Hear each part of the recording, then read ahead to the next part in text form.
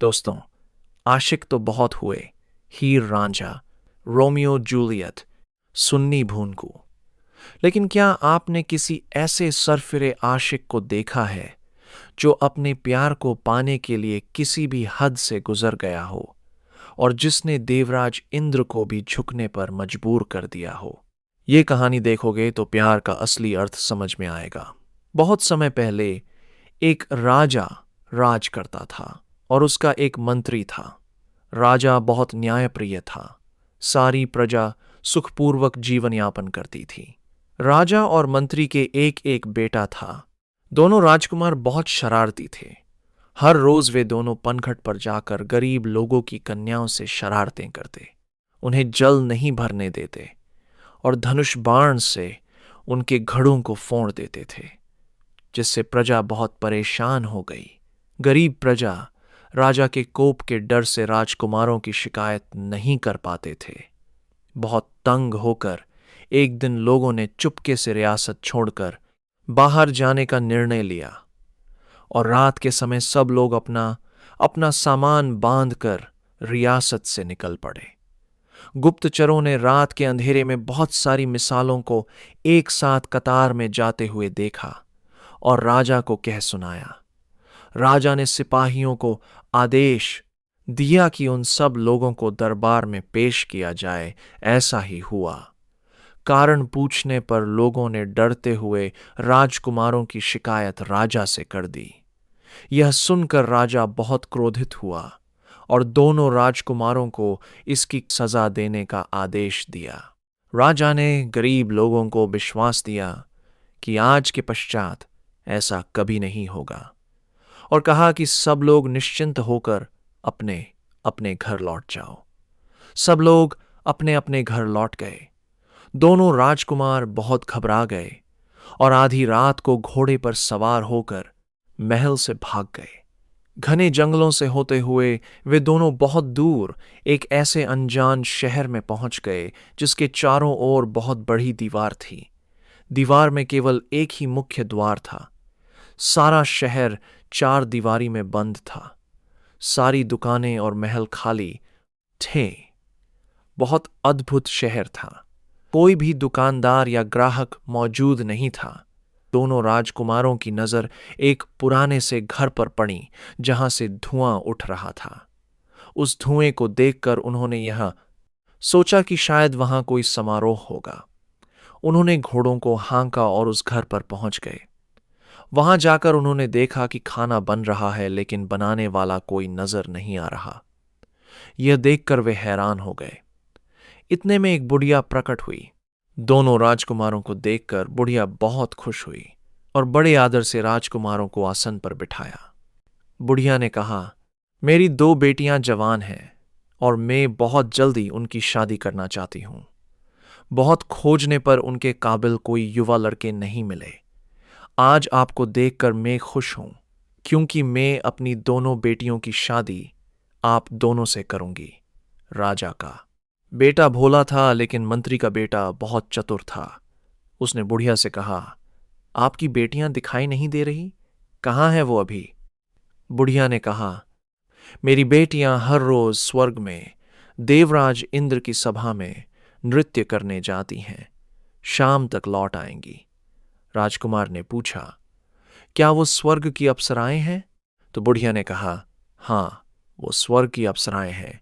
इतने में बुढ़िया की बेटियां भी पहुंच गई। लड़कियों की खूबसूरती देखकर राजकुमार मोहित हो गए। धूमधाम से शादियां हुई और दोनों राजकुमार बुढ़िया के ही घर में रहने लगे। दिन बीतते गए। मंत्री का बेटा तो खूब मस्त था, लेकिन राजा का बेटा दिन ब दिन कमजोर होने लगा। एक दिन की दोपहर के समय जब दोनों अप्सराएं घर पर नहीं थी, तो मंत्री के बेटे ने राजकुमार से पूछा, मित्र, मुझे देखो मैं कितना मस्त हूं, तुम क्यों कमजोर होते जा रहे हो? क्या बात है, मुझे सुनाओ। तो राजकुमार ने कहा, मित्र, मेरी पत्नी तो शायद मुझसे खुश नहीं है। वो तो मुझसे बात भी नहीं करती, बस रात भर रोती ही रहती है। मंत्री के बेटे ने हैरानी से कहा, ओ ये बात है, तो क्या तूने कभी उसे पूछा ही नहीं कि वो क्यों रोती है? राजा के बेटे ने कहा, नहीं मित्र, मैंने कभी नहीं पूछा। मंत्री के बेटे ने उसे सलाह दी कि आज रात को जब वो रोए तो उससे रोने का कारण जरूर पूछना। हर दिन की तरह जब राजकुमार की पत्नी रात को रोने लगी तो राजा के लड़के ने उससे पूछा, तो उसकी पत्नी ने बुढ़िया की ऐसी खौफनाक कहानी सुनाई कि राजकुमार के पैरों तले जमीन खिसक गई। राजकुमार की पत्नी ने कहा कि यह बुढ़िया वास्तव में एक बहुत खूंखार मायावी राक्षसी है, जिसने सब लोगों को खाकर इस बाजार को ही खाली कर दिया है। मैं इस राज्य के एक राजा की राजकुमारी थी। मेरे पिताजी को भी इसी ने खाया था। यह तो मुझे भी खा जाती, लेकिन मैं इसकी बेटी की सहेली थी, इसलिए मुझे जिंदा छोड़ दिया है। यह तुम दोनों को भी खा जाएगी, जिसका पूरा षड्यंत्र हो चुका है। केवल आज का दिन शेष है। कल शाम को तुम दोनों को पकाया जाएगा। ये माँ बेटी सबके साथ ऐसा ही करती हैं। अब आप मेरे हो चुके हो। मैं तुम्हें खोना नहीं चाहती हूं, इसलिए रोती हूं। पत्नी की ऐसी बात सुनकर राजकुमार हक्का बक्का रह गया। उसने बचने का उपाय पूछा तो उसकी पत्नी ने कहा, इस बुढ़िया की माया का प्रभाव इस शहर की चार दीवारी के अंदर ही है। मुख्य द्वार से बाहर निकल जाने पर आप इससे बच सकते हो, लेकिन यहां से मुख्य द्वार तक पहुंचने में तुम्हें पूरी रफ्तार से लगभग 10 से 12 घंटे का समय लगेगा। यानी आपको सुबह सूर्योदय के समय ही भागना होगा तो शाम सूर्यास्त तक या आप मुख्य द्वार को पार कर सकोगे। सूर्यास्त के पश्चात यह राक्षसी चील का रूप धारण करेगी और हमें भी चील बनाएगी और आसमान में उड़कर आपकी खोज करेंगी। उस समय तक यदि आप मुख्य द्वार को पार नहीं कर पाए तो ये आपको मार डालेगी। आपको बचाने का पूरा प्रयास करूंगी, चाहे इसमें मेरी जान ही क्यों न चली जाए, इसलिए सुबह देर न करना। पत्नी की ऐसे बात सुनकर राजकुमार ने तुरंत यह सारी बात मंत्री के लड़के को बता दी और दोनों भागने के लिए तैयार हो गए। सुबह सूर्योदय से पूर्व ही दोनों राजकुमार अपने अपने घोड़ों को हाँक कर तीव्र गति से मुख्य द्वार की तरफ दौड़ चले। उनके घोड़े हवा से बातें कर रहे थे। दिन भर दौड़ने के बाद राजा के लड़के का घोड़ा थकने लगा, क्योंकि वह कमजोर था। इतने में सूर्यास्त होने लगा। उधर राक्षसी ने राजकुमारों को ढूंढना शुरू कर दिया। काफी ढूंढने पर भी जब राजकुमार उसे कहीं नजर नहीं आए तो वह परेशान हो गई। राक्षसी ने खुद को और अपनी बेटियों को माया से चील बना दिया और आसमान में उड़कर राजकुमारों को शहर में ढूंढने लगी। तभी बहुत दूर उन्हें 2 घुड़सवार दौड़ते हुए नजर आए। वे घुड़सवार राजकुमार ही थे और शहर के मुख्य द्वार की तरफ भाग रहे थे। ऐसा देखकर राक्षसी राजकुमारों की तरफ उड़ी। मंत्री का लड़का पूरी तीव्रता से मुख्य द्वार पार कर गया, लेकिन राजा का लड़का पीछे छूट गया। राजा के लड़के को खतरे में देखकर उसकी पत्नी जोर जोर से चिल्लाने लगी, जल्दी भागो, जल्दी भागो। और बड़ी मुश्किल से राजा का लड़का भी मुख्य द्वार को पार कर गया। ऐसा देखकर राक्षसी ने क्रोधित होकर राजकुमार की पत्नी को चीरकर टुकसे कर दिया और उसे ही खा गई। राजकुमारी की हड्डियां इधर उधर बिखर गईं। उसने अपने पति को बचाने के खातिर अपने जान दे दी। राजा का लड़का बाहर से यह सब कुछ देख रहा था। वह यह दृश्य सहन नहीं कर पाया और बेहोश होकर नीचे गिर गया। जब वह बेहोश था तो उसकी पत्नी सपने में उसके पास आई और कहने लगी, उठ जाओ प्रिय, अब तुम्हें कोई खतरा नहीं है, मैंने तुम्हें बचा लिया है। राजकुमार रोते हुए कहने लगा, तुम्हारे बिना जीकर मैं क्या करूंगा? तुम मेरे पास आ जाओ या मुझे अपने पास ले जाओ। ऐसा सुनकर उसकी पत्नी ने कहा, मुझे हमेशा के लिए स्वर्ग में देवराज इंद्र जी ने सभा में नृत्य करने के लिए स्थान दे दिया है। अब से मुझे वहीं रहना होगा। अब आंखें खोलो, पास ही मेरी क्षत विक्षत देह की कुछ हड्डियां बिखरी पड़ी हैं, उनमें से एक हड्डी उठाओ और एक बाजा बना लो। मैं तुम्हें वचन देती हूं कि जब भी तुम उस बाजे को बजाओगे मैं तुरंत तुम्हारे पास आ जाया करूंगी। लेकिन ध्यान रखना, वो बाजा दिन के समय कभी मत बजाना, क्योंकि यदि वचन के अनुसार मैं अधूरा नृत्य छोड़कर आपके पास आई तो देवराज इंद्र नाराज हो जाएंगे, जो मेरे लिए अच्छा नहीं होगा। इतना कहते ही राजकुमार की पत्नी विलुप्त हो गई। जैसे तैसे राजकुमार उठा और गिरते पड़ते रोते बिलखते हुए एक हड्डी उठाकर एक मिस्त्री के पास चला गया और हड्डी से बाजा बना लाया। राजकुमार ने घोड़े को त्याग दिया और भिखारी का भेष धारण कर लिया। घने जंगल में भटकते हुए वह एक साधु के पास पहुंच गया और कहने लगा, हे साधु बाबा, मुझे अपने साथ रख लो। साधु ने फटकारते हुए उसे दूर बैठने को कहा। भिखारी साधु से थोड़ी दूरी पर ही भूमि पर बैठ गया। साधु अपनी भक्ति में लीन हो गया। रात होने पर उस भिखारी ने वो बाजा बजाया जो हड्डी से बना हुआ था। बाजा से इतना मधुर संगीत बजा कि स्वर्ग से अप्सराएं वहां पर उतर आए। उसकी पत्नी भी अप्सरा के रूप में साथ आई, कुछ देर नृत्य किया और सभी अप्सराएं स्वर्ग को चली गईं। लेकिन उसकी पत्नी सारी रात उसके साथ ही रही। उन दोनों में बहुत प्यार की बातें हुई। सुबह होते ही उसकी पत्नी भी स्वर्ग को चली गई। पास बैठे साधु ने जब यह सब देखा तो हैरान हो गया। उसने भिखारी को अपने पास बुलाया और कहा, मेरे पास एक बहुत शक्तिशाली चीज है जिसका नाम बंध सेलीमार सोठी है। देखने में वो एक ऐसी सोठी है जिसके एक सिरे पर रस्सी बंधी हुई है। यदि आपको दूसरों के हाथों से कोई चीज छीननी हो तो बंध सेलीमार सोठी को आदेश करो। वो मायावी सोठी जबरन उससे वो चीज छीन कर अपने मालिक को ला देगी। आपके पास जो ये बाजा है वो आप मुझे दे दीजिए। मैं आपको बदले में बंद सेली मार सोठी दे दूंगा। मैं चाहूं तो आपसे जबरन भी ले सकता हूं, लेकिन यदि आप ऐसे ही दे दें तो मैं जबरन नहीं लूंगा। भोले भाले भिखारी को मजबूरन वो बाजा साधु को देना पड़ा। बाजा लेकर साधु बहुत खुश हो गया और रात होने का इंतजार करने लगा। जैसे ही शाम हुई, भिखारी ने बंद सेली मार सोठी को आदेश दिया, जाओ साधु से बाजा छीन कर लाओ। बंद सेली मार सोठी अपने मालिक का हुक्म पाकर साधु के पास पहुंच गया और बोला, हे साधु, यह बाजा शराफत से अभी अभी मुझे दीजिए, वरन तुम मेरे बारे में तो अच्छे से जानते हो। उसी समय बंद सेली मार सोठी ने छपट कर बाजा साधु से छीन लिया और लाकर अपने मालिक को दे दिया। भिखारी बाजा वापस पाकर बहुत खुश हुआ और जंगल में घूमते घूमते किसी दूसरे साधु के पास पहुंच गया। भिखारी ने साधु से विनती की, हे साधु बाबा, मुझे भी अपने साथ रख लीजिए। साधु ने इस बार फिर भिखारी को फटकारते हुए दूर बैठने को कहा। भिखारी थोड़ी दूरी पर बैठ गया। रात होने पर फिर से भिखारी ने बाजा बजाया। मधुर संगीत से आकर्षित हो रहे हो कर फिर से स्वर्ग की अप्सराएं वहां पहुंच गई। भिखारी की पत्नी भी वचन के अनुसार वहां पहुंच गई। बहुत सुंदर नृत्य हुआ। नृत्य के पश्चात अप्सराएं स्वर्ग लोक चली गई, लेकिन भिखारी की पत्नी फिर से रात भर भिखारी के साथ ही रही। खूब प्यार की बातें हुई। सुबह होते ही उसकी पत्नी भी स्वर्ग लोक चली गई।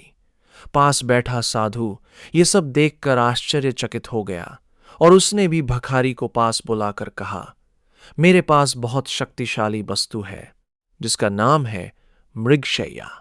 मृगशैया देखने में तो बाघ के चमजे की तरह है, लेकिन वो माया से अपना आकर मनचाहा बढ़ा सकता है और भूमि के ही रंग में बदल लेता है, जिससे वो किसी को दिखाई नहीं देता।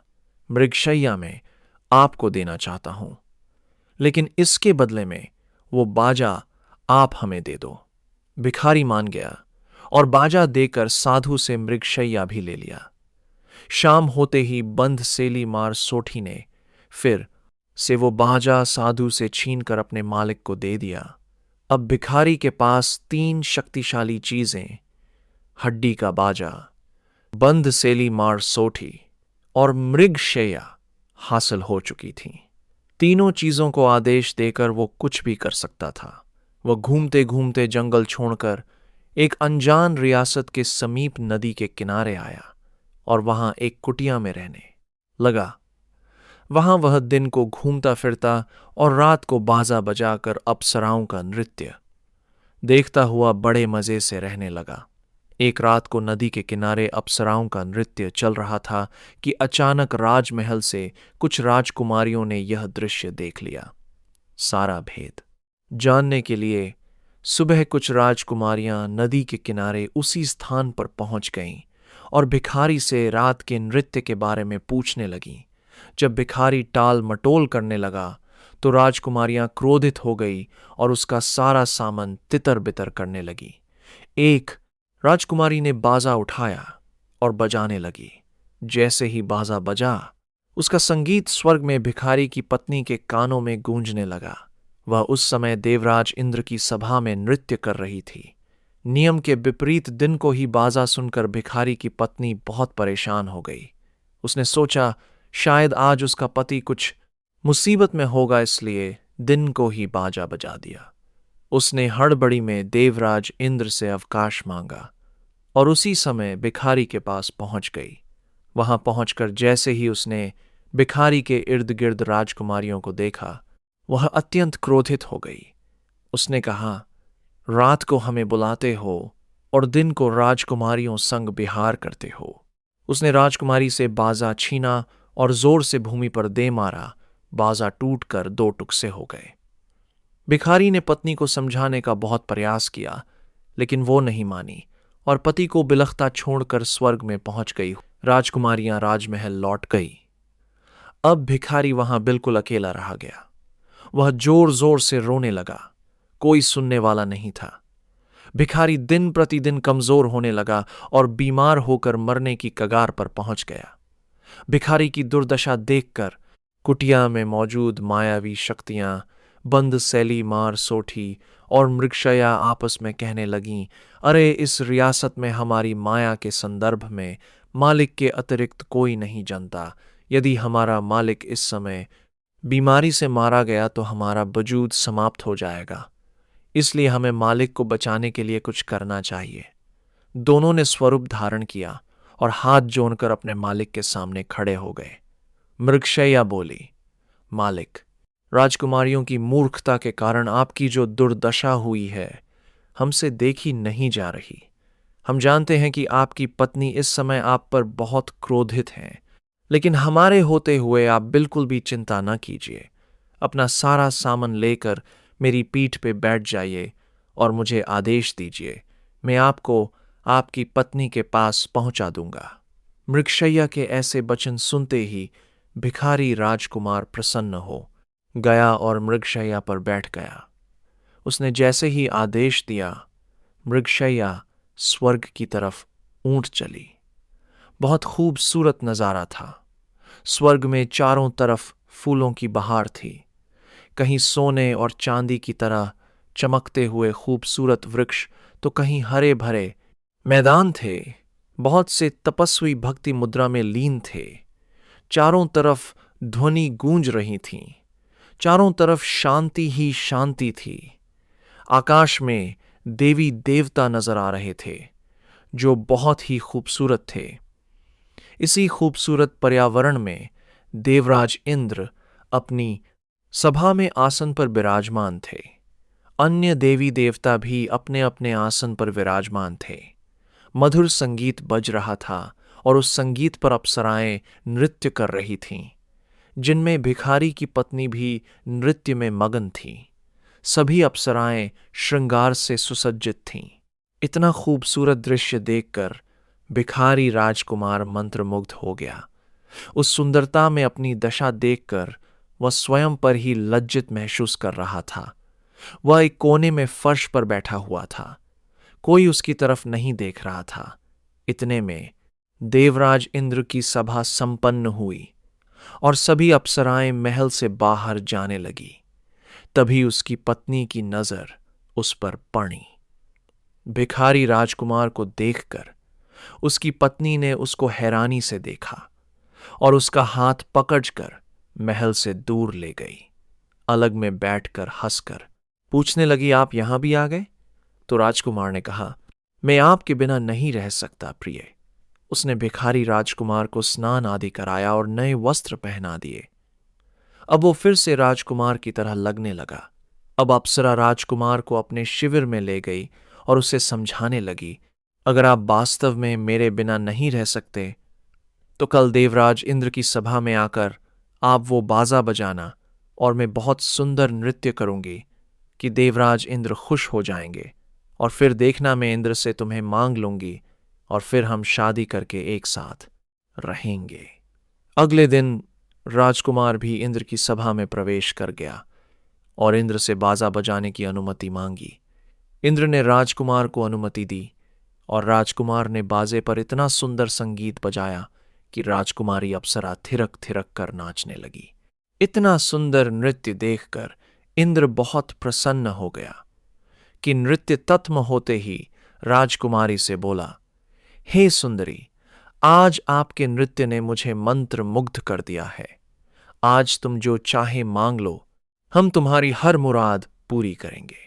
ऐसा सुनकर अप्सरा ने विनम्रतापूर्वक कहा, महाराज, यदि आप कुछ देना चाहते हो तो मुझे वो आशीर्वाद दीजिए ताकि मैं इस बाजे वाले से शादी करके अपने प्यार को पा सकूं। ऐसा सुनते ही देवराज इंद्र अत्यंत क्रोधित हो गए और बोले, हे सुंदरी, तुम स्वर्ग की अप्सरा हो और तुमने स्वर्ग के 33 कोटि देवताओं को नजरअंदाज करते हुए मृत्युलोक के इस प्राणी से शादी की इच्छा प्रकट करके स्वर्गलोक का अपमान किया है। इसलिए मैं तुम्हें श्राप देता हूं कि तुम मृत्युलोक में ही घने जंगल में हिरणी का देह धारण हो और तुम्हारी एक आंख जन्म से ही काणी होगी।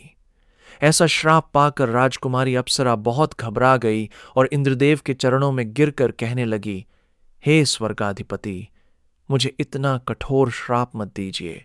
अप्सरा के बार बार याचना करने पर इंद्रदेव को दया आ गई। इंद्रदेव बोले, हे सुंदरी, क्योंकि मुख से निकले हुए शब्द वापस नहीं लौट सकते, इसलिए तुम्हें श्राप तो भोगना ही होगा, लेकिन इसके साथ तुम्हें यह वरदान भी देता हूं कि हिरनी की योनि से देह त्याग कर पुन तुम्हें स्वर्ग में अप्सरा का यही रूप प्राप्त हो जाएगा। तुरंत ही अप्सरा मृत्युलोक में काणी हिरणी बन गई और जंगल जंगल भटकने लगी। बाजे वाले राजकुमार ने मृगशैया की सवारी करके मृगशैया को आदेश दिया कि मुझे मृत्युलोक के जंगल में काणी हिरणी के पास ले चलो। मृगशैया ने राजकुमार को उसी समय काणी हिरणी के पास पहुंचा दिया। राजकुमार ने काणी हिरणी से हाथ जोड़कर क्षमा मांगी और कहा कि मेरी वजह से तुम्हें बहुत संकट मिला है। काणी हिरणी की आंखों में आंसू छलक आए। कई दिनों तक राजकुमार और काणी हिरणी जंगल में एक साथ रहे। एक रात को राजकुमार बटवृक्ष की छाया में सो रहा था। तभी एक खूंखार तेंदुए ने रात के अंधेरे में काणी हिरणी का शिकार कर लिया। सुबह जब राजकुमार की आंख खुली तो वह खुद को कल लिए हिरणी को न पाकर बहुत दुखी हुआ। तभी मृगशैया बोली, हे मालिक, दुखी मत होइए। देवराज इंद्र के श्राप की अबाधी समाप्त हो चुकी है। हिरणी का देह त्याग हो गया है और वो फिर से अप्सरा के रूप में स्वर्ग में पहुंच चुकी हैं। इसलिए मुझे आदेश दीजिए ताकि मैं आपको स्वर्ग ले चलूं। राजकुमार फिर स्वर्ग में देवराज इंद्र के द्वार में पहुंच गया। फिर से इंद्र ने प्रसन्न होकर राजकुमारी अप्सरा से वर मांगने को कहा, लेकिन इस बार फिर से अप्सरा ने उसी बाजे वाले राजकुमार से शादी करने का वर मांगा। इस बार इंद्र ने अप्सरा से कहा, हे सुंदरी, तुमने इतना संकट झेला फिर भी तुम नहीं मानी, लेकिन इस बार मैं तुम्हें निराश नहीं करूंगा। मैं तुम्हें इस बाजे वाले से शादी करने का वरदान देता हूं, लेकिन मेरी शर्त यह है कि मैं जितना भी दहेड़ तुम्हें शादी के अवसर पर दूंगा वो सब इस बाजे वाले को तुम सहित एक ही बार में ले जाना होगा। यदि एक भी चीज छूट गई तो तुम्हारी विदाई नहीं होगी। बाजे वाले ने इंद्र की शर्त मान कर ली। धूमधाम से राजकुमारी अप्सरा और बाजे वाले राजकुमार की शादी हुई। देवराज इंद्र ने बहुत सारा दहेड़ दिया, लेकिन उस राजकुमार ने मृगशैया को जमीन पर बिछाकर आदेश दिया कि अपना आकार फैलाओ। मृगशैया इतनी फैल गई कि सारा सामान अपने में समेट लिया। देखते ही देखते दोनों दूल्हा दुल्हन सामान सहित मृगशैया पर सवार हो गए और अपने मालिक का आदेश पाकर मृगशैया स्वर्ग से धरती पर स्थित राजकुमार के पिता के राजमहल में पहुंच गई। राजा वर्षों बाद अपने बेटे से मिलकर बहुत प्रसन्न हो गया और बहू को बेटे सहित देखकर आश्चर्यचकित हो गया। जब राजकुमार से मंत्री के बेटे के बारे में पूछा गया तो उसने कहा, वो तो वर्षों पहले ही अलग हो गए थे। उसका पता ही नहीं चला था कि वो कहाँ गायब हो गया था। सारा परिवार सुशी से रहने लगा। दोस्तों, अगर आपको मेरी स्टोरी अच्छी लगी हो तो प्लीज़ वीडियो को लाइक करें, एक कमेंट करें और मेरा चैनल सब्सक्राइब करें। आई ऑल्सो बी वीडियो के